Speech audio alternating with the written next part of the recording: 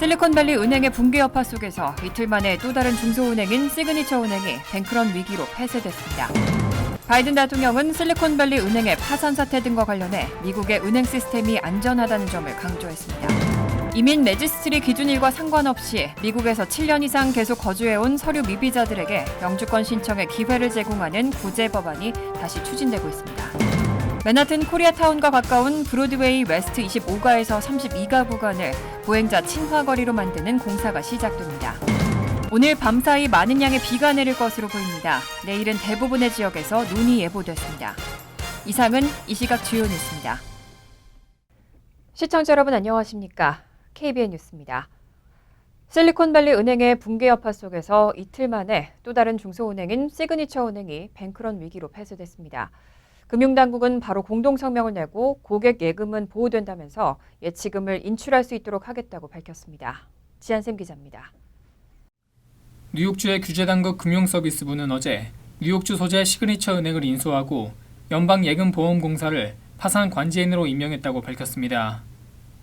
당국에 따르면 지난해 말 기준 시그니처 은행의 총 자산은 1,103억 6천만 달러, 총 예금은 885억 9천만 달러 규모입니다. 시그니처 은행은 뉴욕을 중심으로 코네티컷, 캘리포니아, 네바다, 노스캐롤라이나 등에서 영업해온 상업은행으로 사업 분야는 상업용 부동산과 디지털 자산 은행 업무 등입니다. 이 은행은 지난 10일 수십억 달러 규모의 뱅크런이 발생했다고 밝혔습니다. 실리콘밸리 은행 파산 이후 시그니처 은행의 가상화폐 위험 노출액에 대한 고객의 우려가 커진 결과 10일 오후에 갑자기 공포를 만들어냈다고 설명했습니다. 2001년 문을 연 시그니처 은행은 2008년 세계 금융위기 이후 빠르게 성장했습니다.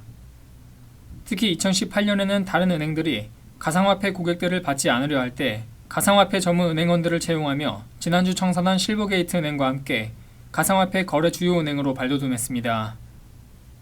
시그니처 은행의 폐쇄는 금융위기 당시인 2008년 문을 닫은 워싱턴 뮤추얼과 앞서 파산한 실리콘밸리 은행에 이어 미국 역사상 자산 규모 기준으로 세 번째로 큰 은행 붕괴 사태입니다. 재무부와 연방준비제도, 연방예금보험공사는 이날 공동성명을 통해 실리콘밸리 은행 고객들에게 적용된 것과 유사하게 시스템적 위험에 따른 예외에 따라 시그니처 은행 고객들도 예치금을 인출할 수 있도록 하겠다고 발표했습니다. 뉴욕주 재무국도 모든 규제 대상 기관들과 긴밀히 접촉 중이라면서 소비자 보호와 규제 대상 기관의 건전성 확보, 세계 금융 시스템의 안정성을 지키기 위해 다른 주, 연방 규제 당국들과 긴밀히 협력 중이라고 설명했습니다. KBN 뉴스 지한샘입니다. 오늘 바이든 대통령은 실리콘밸리 은행의 파산 사태 등과 관련해 미국의 은행 시스템이 안전하다는 점을 강조했습니다. 또 행정부가 즉각적인 조치를 취했다는 점을 발표하면서 불안정한 시장을 달랬습니다. 바이든 대통령은 오늘 금융시장이 문을 여는 동시에 가진 연설에서 은행 파산이 다시 발생할 가능성을 줄이기 위해 의회와 금융당국에 은행 관련 규제를 강화하도록 요청할 것이라고 말했습니다.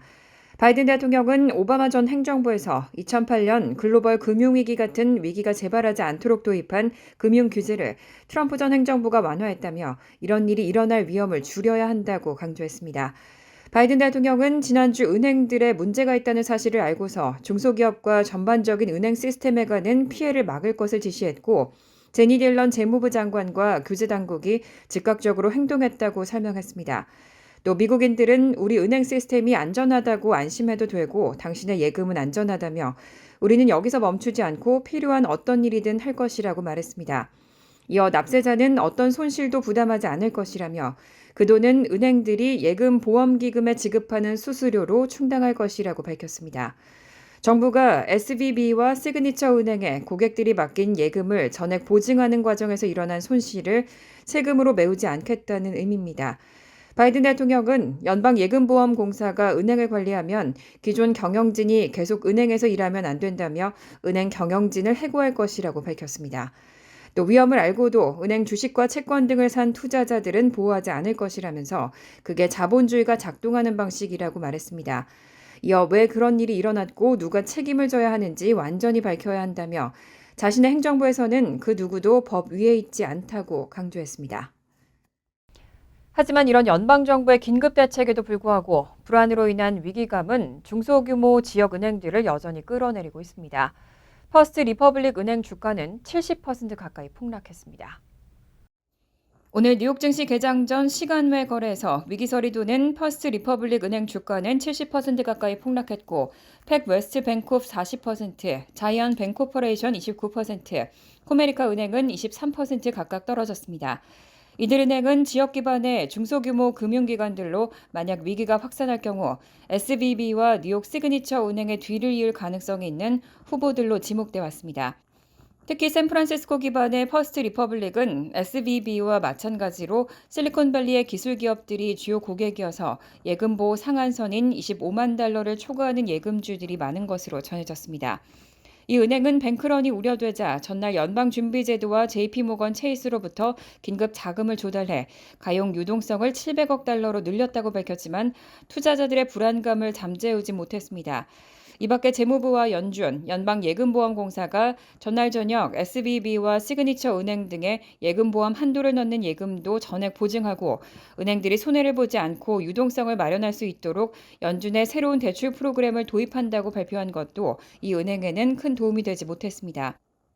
한편 마켓워치는 럿셀 3000지수를 포함해 은행 중 회사의 손실 지표 중 하나인 AOCI의 -4 크기 등을 산출해 위험성이 높은 은행 20곳을 지목했습니다. 마이너스 비율이 62억 9,500만 달러를 기록한 킥오프, 51억 1,000만 달러의 Fifth Third Bancorp, 40억 5,900만 달러의 LI 파이낸셜, 코메리카와 지온스 뱅코퍼레이션 등입니다. 현재 이민 레지스트리 기준일은 1972년 1월 1일입니다. 그런데 이 기준일과 상관없이 미국에서 7년 이상 계속 거주해온 서류 미비자들에게 영주권 신청의 기회를 제공하는 구제 법안이 다시 추진되고 있습니다. 조 로프그랜 연방하원 의원은 지난 9일 뉴욕의 그레이스 맹, 제리 네들러 의원 등 의원 48명의 후원을 받아 HR 1151 법안을 발의했습니다. 이 법안은 1929년 이민 규정을 갱신하는 법안으로 이민 레지스트리 기준일인 1972년 1월 1일 이전에 미국에 입국한 서류 미비자들에게 구제 자격을 부여하고 있는 현 규정을 변경하고 7년 이상 계속 거주해온 서류 미비자들에게 영주권 신청의 기회를 제공한다는 내용을 담고 있습니다. 이 법이 올해 제정되면 2016년 1월 1일부터 미국에 거주한 서류 미비자가 영주권을 신청할 수 있게 됩니다. 서류 미비자 1,100만 명 가운데 약 830만 명이 합법 신분을 취득할 수 있을 것으로 추산되는데 전체 서류 미비자의 무려 73%를 구제하는 파격적인 내용입니다. 다만 법안 통과 전망은 밝지 않습니다. 지난해에도 같은 내용의 법안이 연방 상하원에 모두 상정됐지만 표결조차 이루어지지 못했습니다. 민권센터 등 이민자 권익 옹호단체들은 서류 미비자 합법화는 미국 경제에도 큰 도움이 된다며 영주권 등록제도 개선법이 제정되면 이미 미국에서 일을 하고 있는 630만 명이 혜택을 받게 되는데 이들은 이미 연방과 주 지방세로 연간 760억 달러를 내는 등 미 경제에 2,350억 달러의 기여를 하고 있다고 밝혔습니다. 또 이들이 합법 신분을 얻으면 350억 달러의 추가 세금을 비롯해 최소 1,210억 달러를 더 기여하게 될 것이라며 법안이 올해는 통과되기를 기대했습니다. 맨하튼 코리아타운과 가까운 브로드웨이 웨스트 25가에서 32가 구간을 보행자 친화 거리로 만드는 공사가 시작됩니다. 새로운 광장이 들어서고 횡단보도 폭이 넓어지는 등 보행자들이 걷기 좋은 거리를 만들겠다는 방침입니다. 어제 에릭 애담스 뉴욕시장은 시교통국 등과 기자회견을 열고 이번 주부터 브로드웨이 비전 플랜 공사를 시작한다고 밝혔습니다. 맨하튼 매디슨 스퀘어 파크에서 헤럴드 스퀘어까지 브로드웨이를 따라서 보행자들이 걷기 좋은 거리를 조성하겠다는 방침입니다. 즉 차량 통행은 줄이고 걷거나 자전거를 타기 좋은 길로 만들겠다는 겁니다. 팬데믹 이후 뉴욕시 경제 타격이 컸던 만큼 보행자들을 거리로 이끌어 소비를 활성화하는 방안이 절실해졌고 교통사고도 급증하면서 이런 계획은 더욱 힘을 받고 있습니다. 해당 구간에는 새로운 광장과 폭이 넓어진 횡단보도, 양방향 자전거 도로와 적재 및 승하차 전용 공간 등이 추가됩니다. 또 일부 구역에는 5개 식당 전용 공간이 조성됩니다. 이다니스 로드리게즈 시 교통국장은 뉴욕시 5개 보로 전역으로 이런 보행자 친화 거리를 확장할 것이라고 강조했습니다. 뉴욕시의 재정 건전성이 전국 75개 대도시 가운데 가장 나쁜 것으로 조사됐습니다. 75위를 기록하면서 재정 적자에서 벗어나려면 납세자 1인당 5만 6천 달러를 부담해야 하는 것으로 나타났습니다.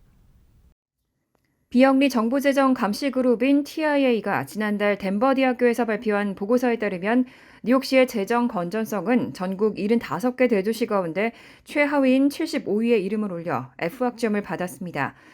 2022년 6월 기준 뉴욕시가 갚아야 할 총 부채는 2,515억 달러였는데 이 빚을 갚을 수 있는 자산은 800억 8천만 달러에 불과했습니다.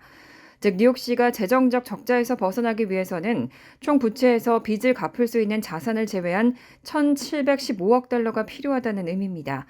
또 이를 납세자 개인으로 환산할 경우 1인당 5만 6천 달러를 부담해야 가능하다는 설명입니다. 전국 74위를 기록한 시카고의 4만 1,900달러와 비교해도 14,100달러나 많았습니다. 한편 뉴욕시의 가장 큰 부채 항목은 오랜 시간 축적된 연금과 은퇴자 의료 혜택에서 비롯된 것으로 나타났습니다.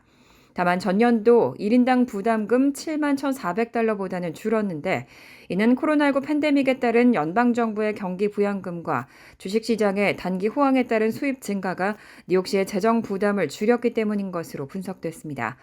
TIA는 선출직 공무원들이 도시의 재정 건전성을 중요시하지 않을 경우 빚으로 인한 부담은 다음 세대로 넘어가게 된다며 세수에 걸맞는 지출, 균형 잡힌 지출만이 도시의 재정 건전성을 좋게 한다고 지적했습니다. 한편 전국에서 재정 건전성이 가장 좋은 도시는 워싱턴 DC로 부채를 갚을 수 있는 시정부의 자산이 총 부채보다 34억 7,180만 달러 많았습니다. 지난주 플로리다주 조셉 라다포 의무감은 코로나19 백신의 부작용이 대중에게 피해를 입히고 있다고 주장했습니다. 연방보건기구들은 일제히 반박성 경고서안을 보내고 백신에 역효과가 있다는 증거는 없다고 지적했습니다. 식품의약국 FDA와 질병통제예방센터 CDC는 지난주 플로리다 주정부의 조셉 라다포 의무감에게 공개 서한을 보냈습니다.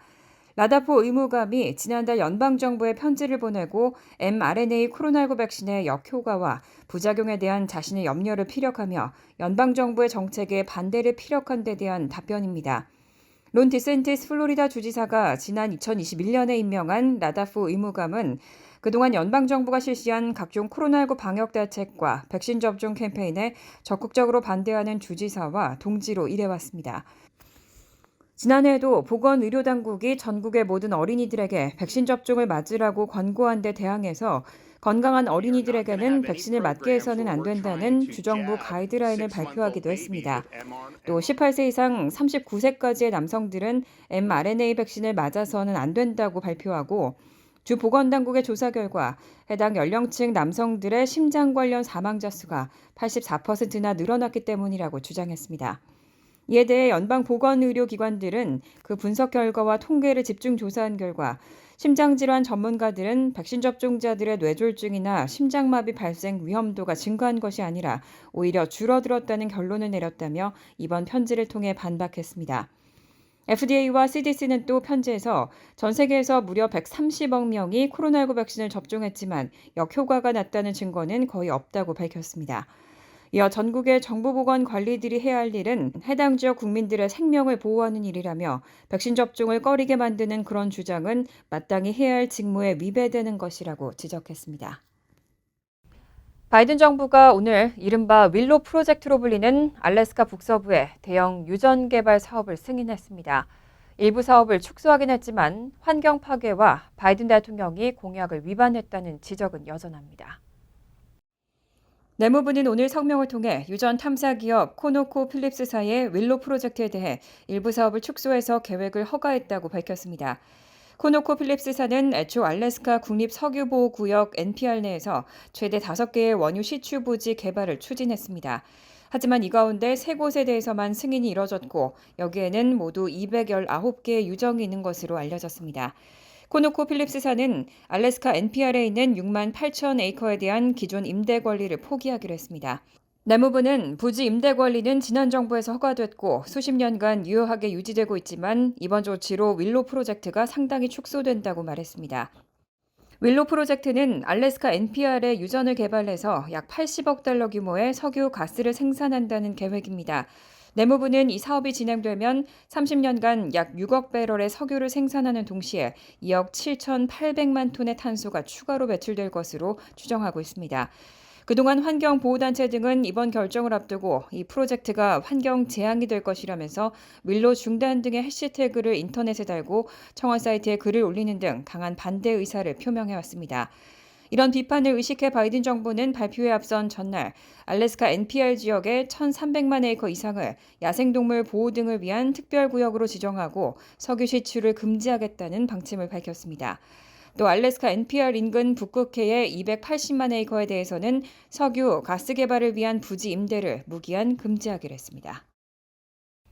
다음 주 공식적인 봄의 시작을 앞두고 오늘 뉴욕 일원에는 비가 내렸습니다.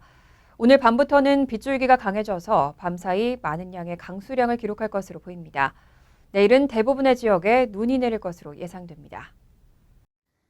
기상청은 오늘 밤부터 내일까지 뉴욕 일원이 겨울 폭풍 노리스터의 영향권에 들어간다고 주의를 당부했습니다.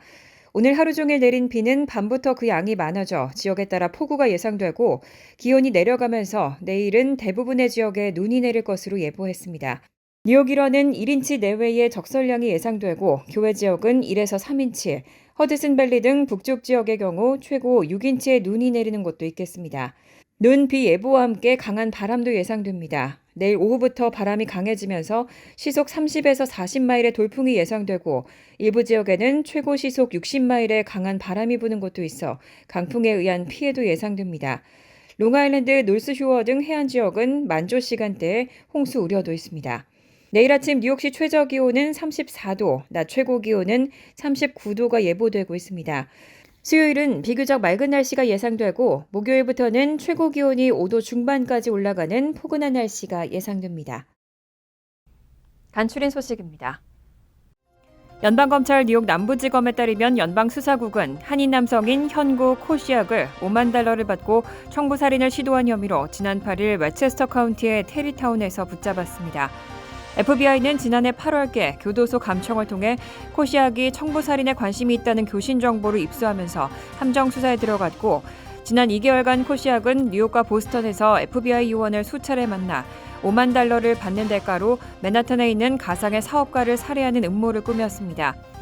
체포 당시 코시악은 AR-15 소총 2정과 9mm 권총 2정, 라이플 조준경, 방탄조끼와 탄약 수백 발, 안면 인식장치를 피하기 위한 노인 얼굴의 라텍스 마스크 등을 소지했다고 검찰은 밝혔습니다.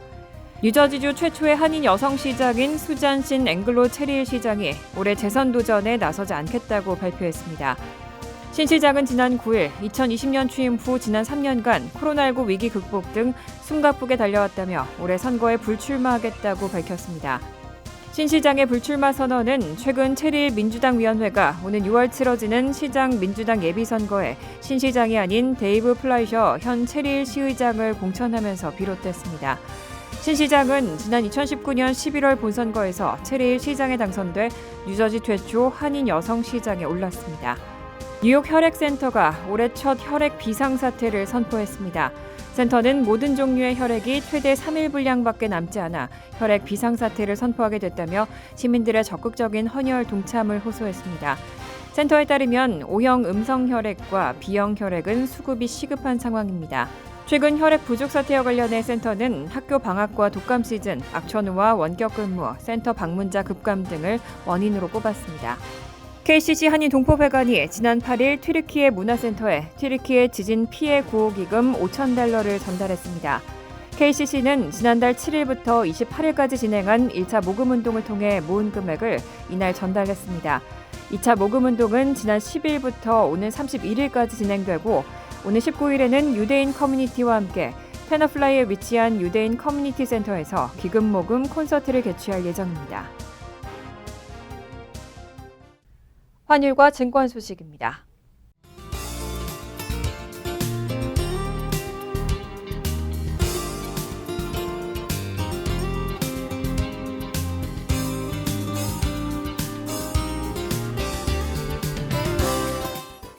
이어서 날씨입니다. 화요일은 흐린 가운데 종종 비가 내리겠고 밤에는 눈이 내리는 곳도 있겠습니다. 낮 최고 기온은 39도, 섭씨 4도, 밤 최저 기온은 35도, 섭씨 2도로 예상됩니다. 수요일은 바람이 불겠습니다. 목요일은 화창하겠습니다. 이상으로 KBN 뉴스를 마칩니다. KBN과 함께 즐거운 저녁 되시기 바랍니다.